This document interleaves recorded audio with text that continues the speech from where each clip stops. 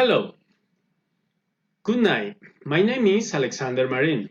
I am a student psychology at the National University Open and Distance, UNAD. In the English course, I have the opportunity to tell you about my ideal job. My ideal job will be at the airport as an air traffic controller.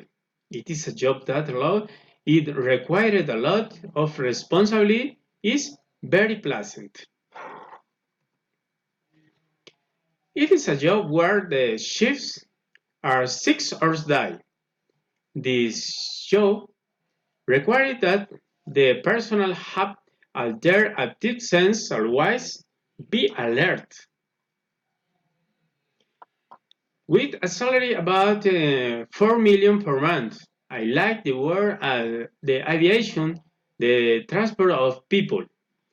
How the series can now the world of aeronautic and everything that involves canal and aviation work.